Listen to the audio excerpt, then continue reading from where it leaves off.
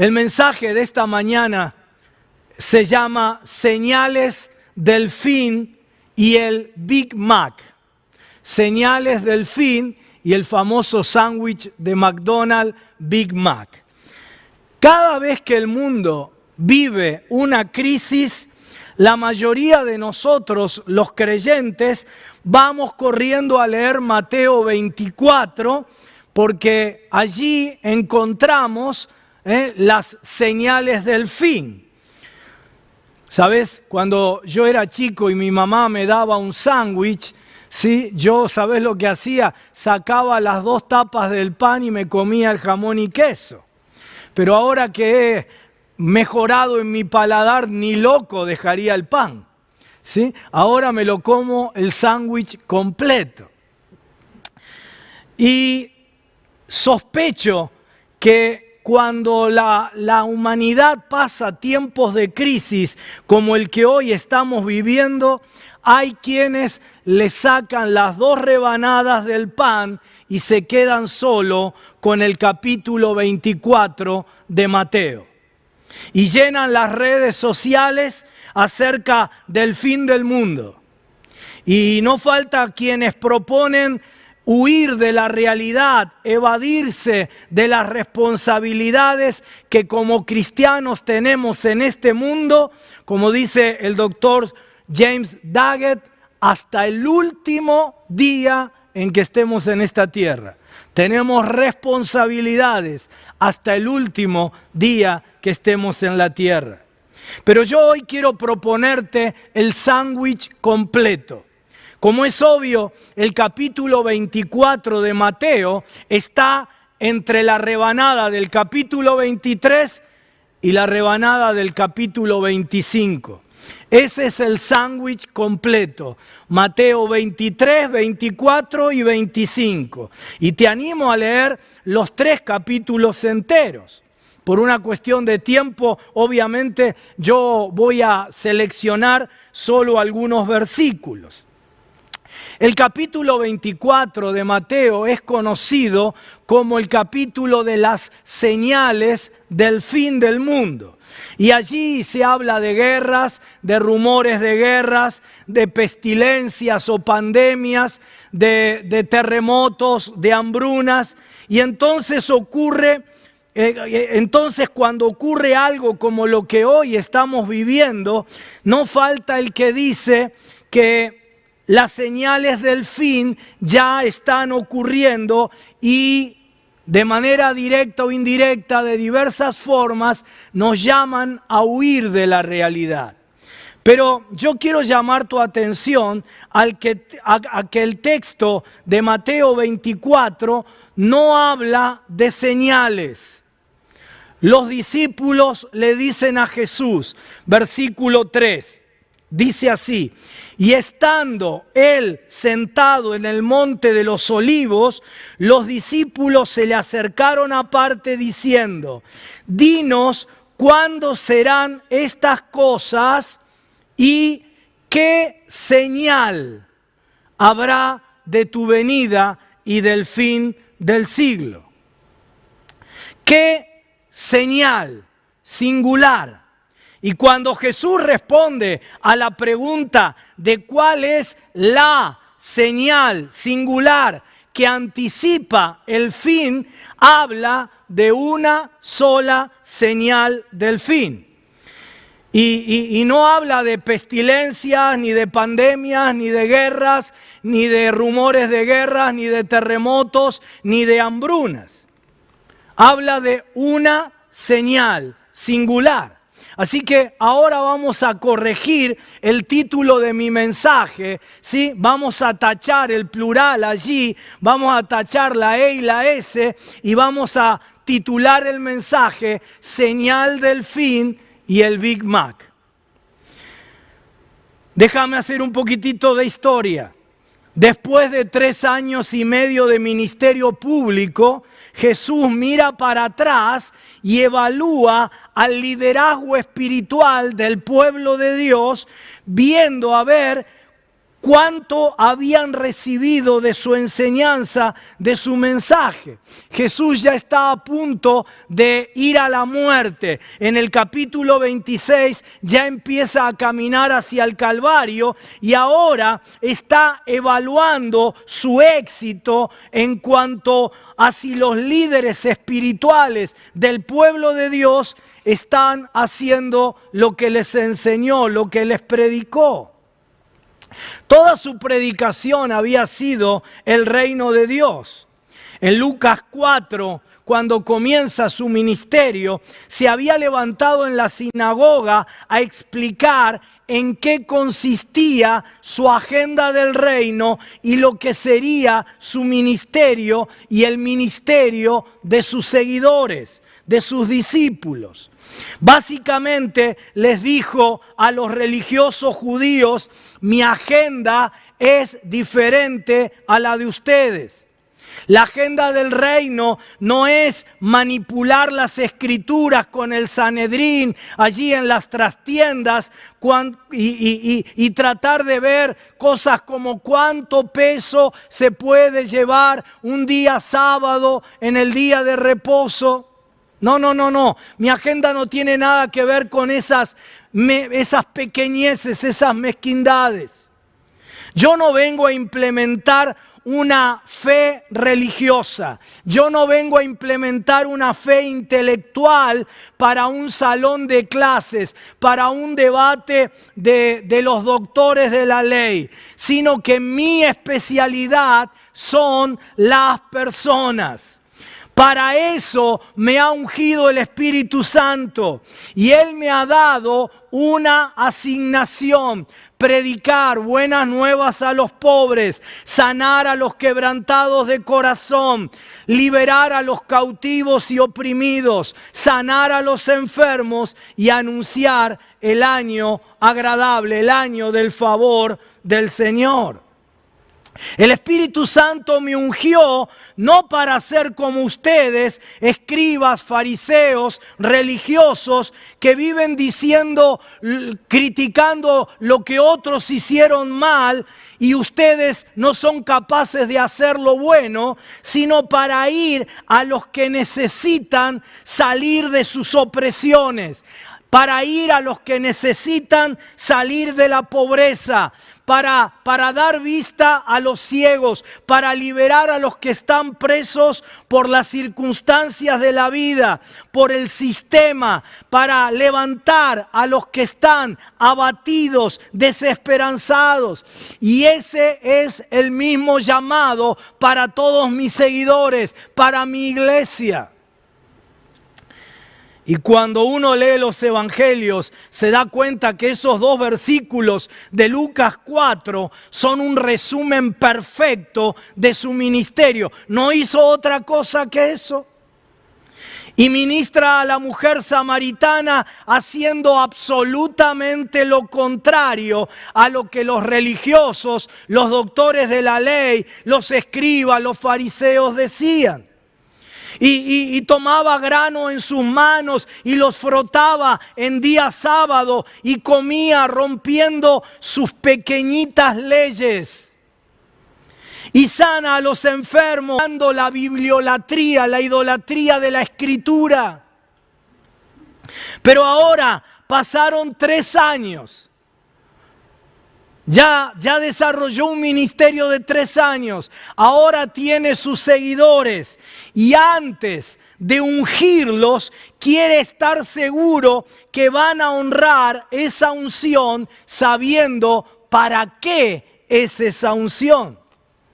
Y entonces en el capítulo 23 de Mateo deja claro el liderazgo religioso que él no quiere y quiere estar seguro que sus discípulos, que serían su iglesia, tomaron en serio su visión y la agenda del reino. Y el capítulo 23, quiero llamar tu atención sobre esto. ¿Sabes cómo empieza?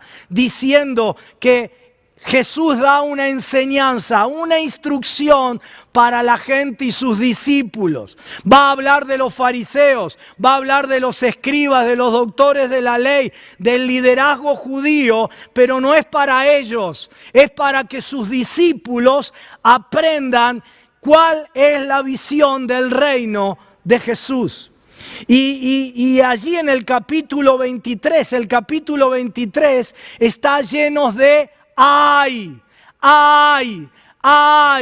de ustedes, ay de ustedes. 8 veces aparece la palabra ay. Una expresión de dolor, de lamento, de desilusión.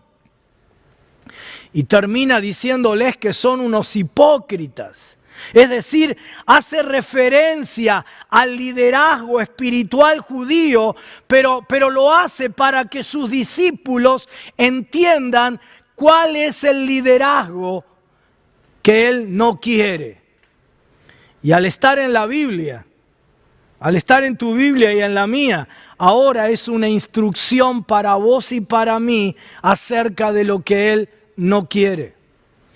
Y hace una evaluación de cómo el pueblo de Dios estaba cumpliendo con la visión de Dios y con lo que Él a lo largo de 3 años y medio había enseñado. Y la conclusión a la que llega Jesús es: ¡ay! Me causan dolor. Después de 3 años de ministerio público, de enseñanza pública, tratando de que caminen por la senda de la misericordia, como mi Padre desea, ustedes, líderes, viven enfocados y viven debatiendo sobre cosas que no importan. ¡Ay! Hipócritas. El hipocritís, esa es la palabra, ¿no? Era un actor que usaba una máscara para desempeñar un rol, un papel en el teatro, es decir, era un simulador. Y termina ese capítulo 23 con Jesús llorando mucho. Llorando, porque se concentraba el pueblo de Dios en lo incorrecto. Y les dice: ustedes cuelan el mosquito y se tragan el camello. Y citan la Escritura para no creer. Y se olvidan de la misericordia, de la fe y de la justicia. Y les encanta usar las Escrituras para hablar mal de otros y decir: esto es del diablo. Y criticar. Lo habían hecho con él, le habían dicho que él era de Belcebú. Y criticar y ponen cargas sobre la gente que ustedes no llevan. Son sepulcros blanqueados.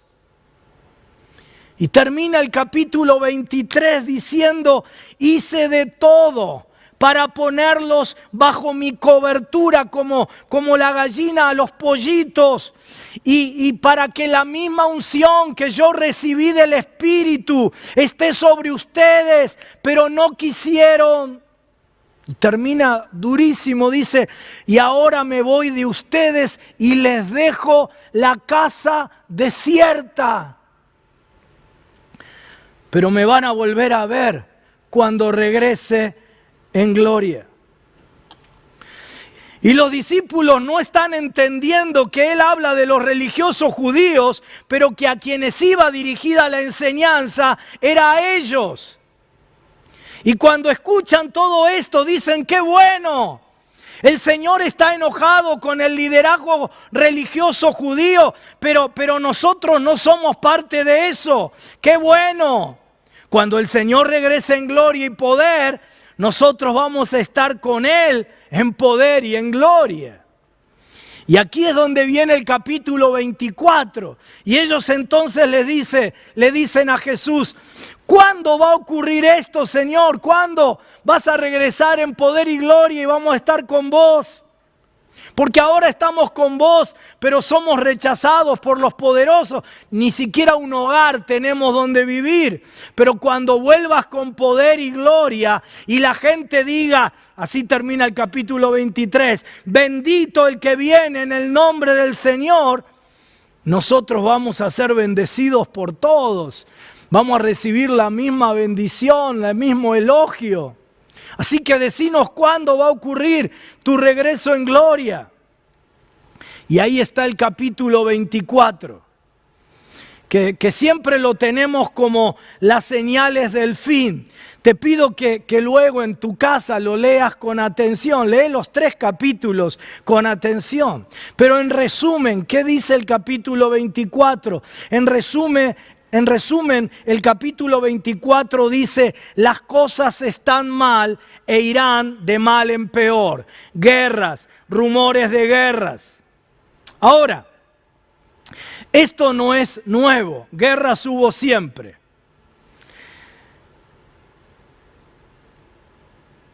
Pestilencias, tampoco es nuevo. Epidemias hubo en la historia de la humanidad infinitas, muchas, muchísimo más graves que esta del coronavirus. Tampoco es nuevo. Terremotos, ¿cuántos terremotos ha habido en la historia? Hambrunas, ¿cuántas ha habido? Ninguna de esas cosas son señales del fin, siempre han ocurrido, son señales de lo mal que está el mundo desde que el pecado entró en la humanidad. Y las cosas, dice Jesús, irán de mal en peor. Pero Jesús dice, presta atención, versículo 24, capítulo 24, versículo 6. Dice, que nadie los engañe y oiréis de guerras y rumores de guerras. Mirad que no os turbéis, porque es necesario que todo esto acontezca, pero aún no es el fin. Todo eso que van a escuchar, guerra, rumores de guerra, terremoto, hambruna, no son señales del fin. Y dice, antes de decir eso, dice, que nadie os engañe. No te enganches con cualquier paranoico que desde su celular empieza a escribir tonteras que no tienen idea qué dice la Biblia. Y dice, y todo eso será principio de dolores, versículo 8. Pero entonces, si estas no son las señales del fin, ¿cuál es la señal del fin? Porque vimos que la palabra es singular, que es una señal singular. Y entonces viene aquí, ¿cuál es la señal del fin? Versículo 14. Y será predicado este evangelio del reino en todo el mundo para testimonio a todas las naciones, y entonces vendrá el fin. Una señal. La señal del fin es que el evangelio del reino será predicado en todo el mundo. Así que, ¿me está siguiendo? Allí en el capítulo 23, Jesús se lamenta y llora y dice, mi pueblo lo está haciendo mal. Y en el capítulo 24 dice, el mundo irá peor, de mal en peor, pero ustedes, mis seguidores, lo harán bien. Ustedes lo harán bien. Van a predicar mi evangelio, la agenda del reino en todas las naciones. Predicarán no religión, sino el evangelio del reino. Y lo harán en todo el mundo, en todos los ambientes, en todos los contextos sociales. No un evangelio intelectual, natural, y que nada tiene que ver con lo que yo anuncié aquel día cuando me paré en la sinagoga al iniciar mi ministerio, cuando les dije que el Espíritu los ungiría a ustedes como me ha ungido a mí. Ustedes lo harán bien, van a transmitir un evangelio sobrenatural para los pobres, sanando a los enfermos, liberando a los oprimidos, levantando a los abatidos. Por eso el Espíritu los llenará de su poder. Mi pueblo no lo hizo. Capítulo 23. Y entonces, ¡ay! ¡Qué decepción, qué dolor, qué lamento! Pero aparece de pronto el rayo de luz en el capítulo 24 y Jesús dice, pero ustedes sí lo harán bien, sí recibirán la unción de mi Espíritu y harán lo que me vieron hacer a mí y lo harán en todo el mundo, lo harán bien y luego vendré yo, pero no vendré hasta que lo hagan bien. ¿Qué es hacerlo bien? Allí entonces viene el capítulo 25. Allí aparece primero la parábola de las 10 vírgenes, 5 sabias y 5 insensatas. ¿En qué consistió la diferencia entre las 5 vírgenes sabias y las insensatas? La diferencia no fue un problema de santidad. Las 10 eran santas, las 10 eran vírgenes. No fue tampoco un problema de haraganería, holgazanería, no. Todas se fueron a dormir porque era de noche y la noche es para dormir. Las 10 se despertaron y se levantaron cuando llegó el esposo. Tampoco esa fue la diferencia. Todas las vírgenes arreglaron las lámparas. La diferencia consistió en la relación que ellas tuvieron con el aceite. Las sabias tenían suficiente aceite para mantener las lámparas encendidas, pero las necias descuidaron el aceite para mantener las lámparas encendidas. Es una parábola. Es una narración didáctica y el aceite es el símbolo de la unción del Espíritu Santo. Así que la iglesia que recibirá el regreso del Señor, la iglesia que hará bien la tarea, que cumplirá bien la misión, será una iglesia llena del Espíritu Santo. Te pregunto, hermano, hermana, ¿cuál es tu relación con el aceite? Con la unción del Espíritu Santo, estás llenando en este tiempo la lámpara de tu vida continuamente. Estás dándole el control al Espíritu Santo. Él no te llena para bendecir tu agenda. No te llena de su espíritu para que estés todo el día diciendo, Señor, bendecime mi trabajo, bendecime mi familia, bendecime en la salud. Todo eso tiene su lugar, pero con 3 minutos alcanza de oración, con 2 minutos alcanza de oración. Él no te llena para bendecir tu agenda, sino que el Espíritu Santo desciende sobre vos para establecer su agenda. ¿Cuál es? Lucas 4. Recibiréis poder cuando venga sobre vosotros el Espíritu Santo y me seréis testigos. Hechos 1:8. Esa es la agenda. Y luego de la parábola de las 10 vírgenes viene la segunda parábola del capítulo 25, la parábola de los talentos. Uno recibe 5 talentos, otro 2 y finalmente el tercero 1 solo talento.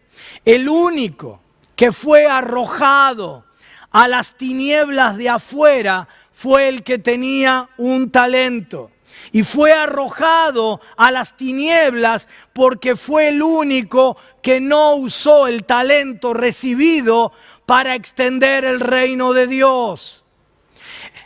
El que tenía uno es el único del tipo de religioso del capítulo 23. De los que provocaron el ay de Jesús. Es uno más de los que lo hacen mal.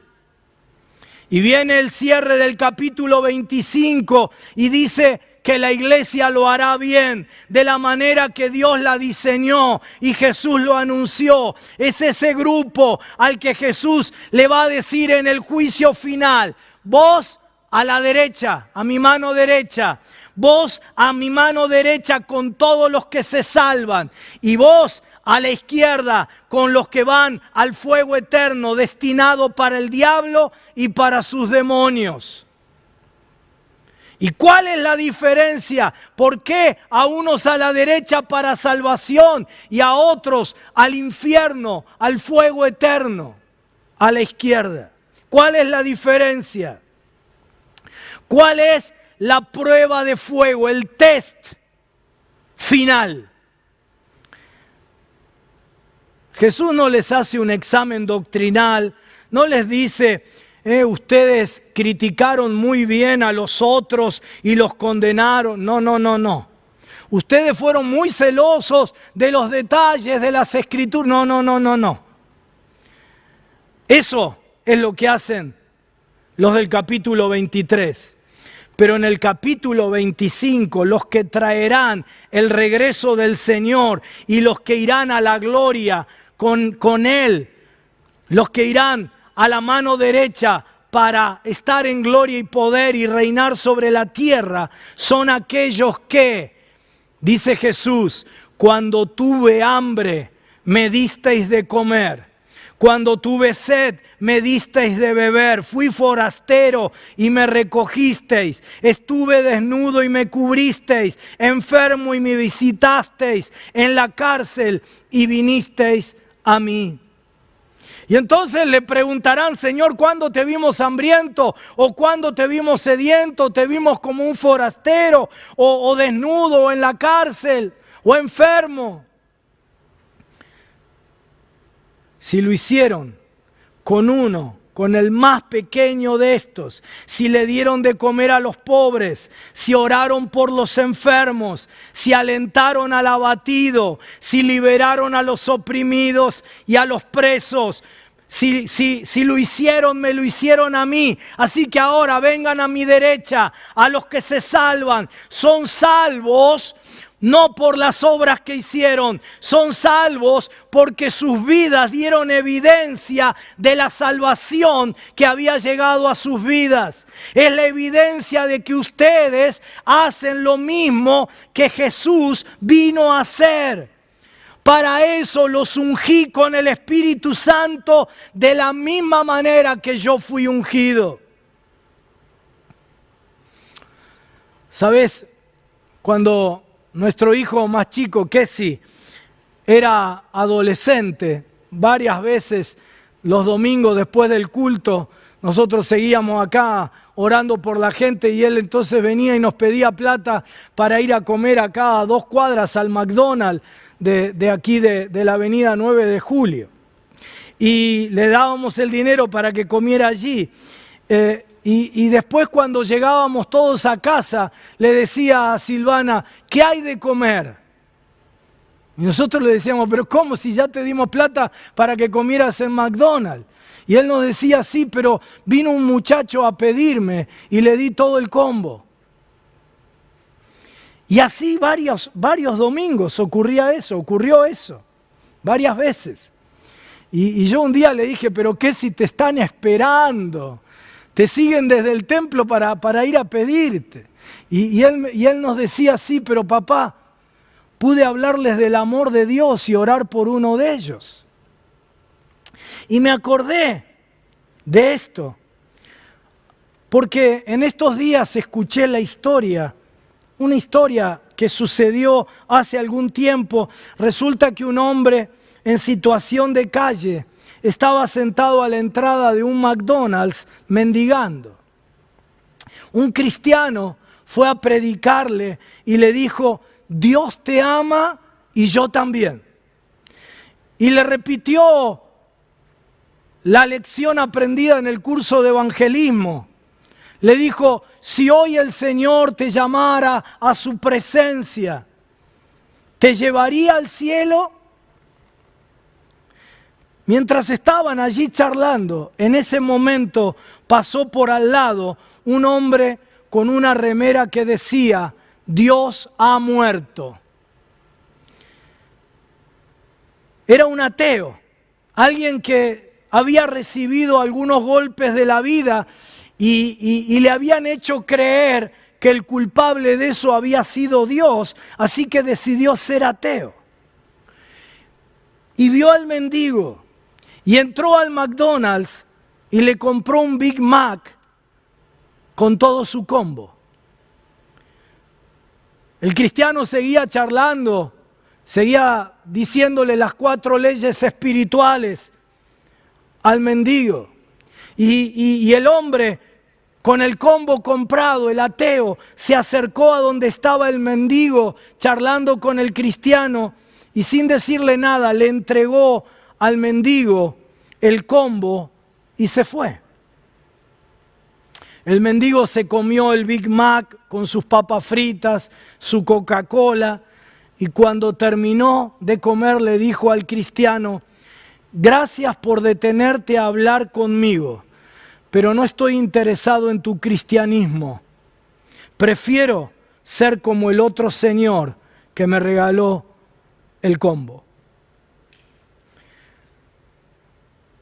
Lo que le estaba diciendo es necesario mostrar a Cristo con un Big Mac cuando alguien tiene hambre. Es necesario orar por un enfermo cuando sabes que está enfermo. Es necesario que algo te hierva en la sangre para levantar al abatido que está en tu red de contactos. Es preciso que le des un abrazo al solitario. Hay veces que dar un Big Mac es mejor que un tratado evangelístico. La señal del fin es que prediquemos ese evangelio del reino, el evangelio completo, el evangelio que responde a todas las necesidades, el evangelio por el cual lo más importante son las personas. Estamos en un tiempo de gravísima crisis, donde como te vengo diciendo, cada día, en la medida que te vayas ya incorporando a la rutina más normal, cada día vas a tener 8, 10 oportunidades por día para bendecir a alguien que está sufriendo de diferentes maneras, predicando, sanando, liberando, dando de comer, animando, orando. Es el tiempo en que aprendamos vos y yo a ser creyentes de Mateo 25 de la mano derecha del Señor. Sí, claro. Mateo 24 habla de tiempos difíciles como los que estamos viviendo y como te lo dije el 1 de enero en la palabra profética, tiempos malos que irán en aumento, economía colapsada. Pero eso ya lo vivimos, no es nuevo. Pestilencias. Ya se pasó por eso, la humanidad pasó nada más que en los últimos 2 siglos, por lo menos por 12 epidemias más fuertes que el coronavirus. Enfrentamientos, rupturas, grietas, ya estamos acostumbrados. Esa no es la señal. La señal singular es cuando la iglesia cumple su misión, cuando por el Espíritu del Señor llenando nuestras vidas, levantamos a los abatidos, liberamos a los oprimidos, sanamos a los enfermos, anunciamos el año del favor del Señor, predicando buenas nuevas a los pobres. Quiero decirte que esta es nuestra hora. Este es nuestro momento, es nuestra oportunidad. Ayer, si no lo pudiste ver, el culto de ayer, si no pudiste vivirlo, el culto de ayer, por favor, volvé a verlo o velo esta tarde o cuando puedas. Un culto extraordinario como el de hoy, pero quiero que prestes atención a la palabra que el pastor Sebastián soltó ayer. Este es nuestro tiempo, este es nuestro momento, esta es nuestra oportunidad. Anhelamos la venida del Señor y estamos convencidísimos que será pronto. Pero eso, lejos de evadirnos del mundo, el Señor nos llama a ser la respuesta para el mundo, para un mundo en tinieblas, hasta el último día que el mundo exista o que vos estés en esta tierra. Y entonces, recién entonces, vendrá el Señor. Tinieblas cubrirán la tierra, mas sobre ti ha amanecido su luz. Y las naciones caminarán a tu luz. No para que te vayas a vivir en comunidad en medio del campo, no para que huyas encerrándote en las pequeñeces de Mateo 23. Las necesidades son grandes, queridos hermanos, y precisamos estar al frente, en la línea, haciendo que lo que ocurra en la nueva realidad suceda de manera cristiana. Que podamos en este tiempo donde nadie sabe qué va a ocurrir, donde nadie sabe qué hacer, podamos nosotros establecer la agenda del reino. Que atendamos a las personas sin trabajo, ayudándoles a que generen emprendimientos. Vos que sos un empresario exitoso, a vos que Dios te dio la capacidad de idear negocios, que como dice Deuteronomio, te dio el don de hacer riquezas. ¿Qué vas a seguir en la nueva normalidad? ¿Haciendo más negocios? Por supuesto, sí, y los bendigo. Pero junto con eso podrás enseñarle a gente que no tiene la inteligencia empresarial que vos tenés, a que haga un emprendimiento que le ayude en este tiempo. Tendremos que proponer servicios a los millones que sufren emocionalmente y mentalmente, aquellos a los que el sistema los está empujando a la periferia de la vida. ¿Te das cuenta lo satánico de lo que estamos viviendo? El sistema los está empujando allí a los costados, a los márgenes de la vida, y están muy mal. Y tantas cosas más que hay por hacer, no sé a cuál te llamará Dios a vos, pero hace algo, elegí algo y hacelo. Porque la pregunta fundamental para estar a la derecha del Señor entre los que se salvan es: ¿cuándo fue la última vez que alimentaste a alguien que tenía hambre? ¿Cuándo fue la última vez que le predicaste a alguien de Jesús? ¿Cuándo ayudaste a un necesitado? ¿Cuándo le diste ropa no para desalojar un poco la que tenías adentro del placar, sino porque lo viste desnudo? ¿Cuándo oraste por un enfermo? Si no lo podés recordar, si yo no lo puedo recordar, entonces vos y yo solo tenemos una religión del capítulo 23 de Mateo. Pero aún así, si estuvieras allí, estás a tiempo. Si querés ser un cristiano de Mateo 25, de los de la mano derecha de Jesús, Dios quiere usarte como nunca antes en tu vida. Dios quiere usarnos en este tiempo, es la oportunidad, es la hora, es el momento. ¿Estás listo? ¿Estás lista? Nos encanta citar allí el libro de Éxodo y decir que Dios siempre hace diferencia entre sus hijos y el resto. Y qué gran verdad.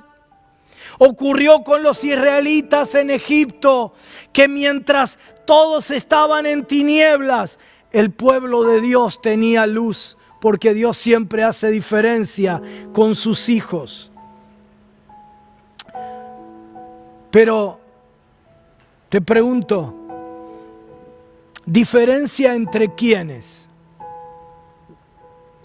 Entre los de su mano derecha y los de su mano izquierda. Vos sos de los que el Señor dice, ustedes lo harán bien. Ustedes lo harán bien. En un mundo que entrará más y más en tinieblas y en dolor, mi iglesia, ustedes establecerán el reino, predicarán y vivirán mi evangelio en todo lugar, en todo ambiente, a toda persona. Ustedes, no los terremotos, no la epidemia, no la pandemia, no las guerras ni los rumores de guerra, no las hambrunas y los colapsos económicos y laborales. No. Ustedes son la señal del último tiempo. Y porque son los de mi mano derecha, entonces con ustedes haré diferencia. En las tinieblas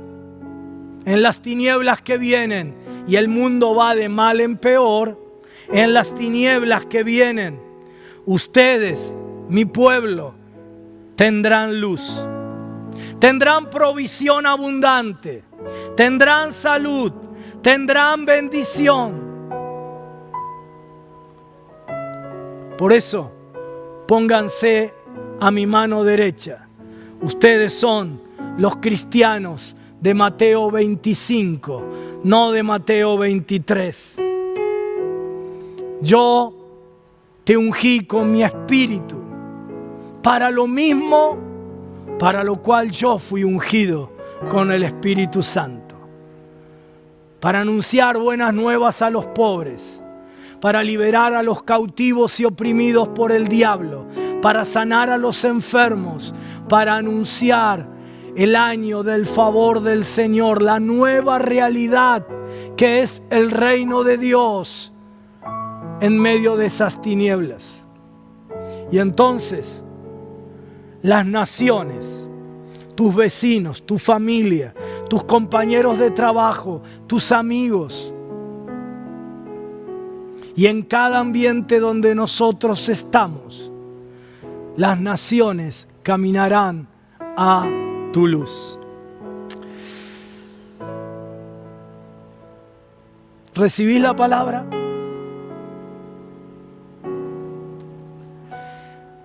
Cada culto, ¿sabés lo que siento? Que además de todo lo que vivimos en la presencia de Dios, de experimentar con Él, de que Él reciba nuestro amor, nuestra adoración, siento que en este tiempo de limitación, cada culto es una oportunidad de entrenamiento. Aquí, en medio de la familia de la fe, una oportunidad de dar lo que tenemos. Seguramente ya en el chat a lo largo del culto aparecieron muchos motivos de oración o de petición. Ahora yo quiero que los cristianos de la mano derecha del Señor de Mateo 25 empiecen a activarse para bendecir a los demás. Ya voy a orar por tu necesidad específica, pero que ahora empieces a activarte para bendecir a los demás. Los que tienen dones de sanidad, ahora revisen en el chat los pedidos de oración que haya.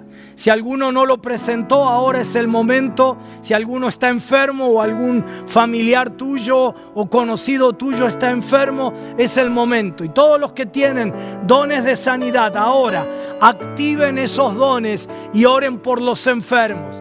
Y vos que decís tal vez, yo no tengo el don de sanidad, dice el Señor, estas señales seguirán a los que creen. Vos también vas a orar por los enfermos y también los enfermos van a ser sanados. Así que ahora oren todos los que tienen dones de sanidad y todos los creyentes de Mateo 25, de la derecha del Señor. Oren por los enfermos, por los enfermos. Allí, por Farías Hilda, oro ahora, sanidad de Dios en el nombre de Jesús. Nancy es sana en el nombre de Jesús. Ahora, Guillermo Correa sea sano de su estómago en el nombre de Jesús. Nancy se sana del mieloma en el nombre de Jesús, en el nombre de Jesús, en el nombre de Jesús. Jovi Címaro desde anoche está con fiebre alta. Ahora Giovanita, ahora en el nombre de Jesús, como hizo Jesús con la suegra de Pedro, yo reprendo esa fiebre y la causa que la está provocando y la echo fuera de tu vida. En el nombre de Jesús de Nazaret. Ahora oramos por Marina con pronóstico terminal con cáncer. Ahora en el nombre de Jesús, Señor, la misma unción que estuvo sobre vos está sobre tu iglesia. Ahora oramos por Marina y declaramos la sanidad sobre ella en el nombre de Jesús. Lo terminal para el mundo es lo inicial para Dios. Es el momento inicial para que el pueblo de Dios sane a los enfermos. Así que reprendo lo terminal, reprendo lo crónico, echo fuera toda enfermedad de tu cuerpo. En el nombre de Jesús de Nazaret. Ahora, seguí orando. Como siempre te digo, por lo menos por 3, 4, 5 en este día, en este culto donde hemos declarado que el Señor es el digno de abrir el libro de la historia, de dar respuesta a todas las tinieblas de este mundo. Él nos ha hecho, dice allí Apocalipsis 5, nos ha hecho a vos y a mí reyes y sacerdotes para Dios y reinaremos sobre la tierra.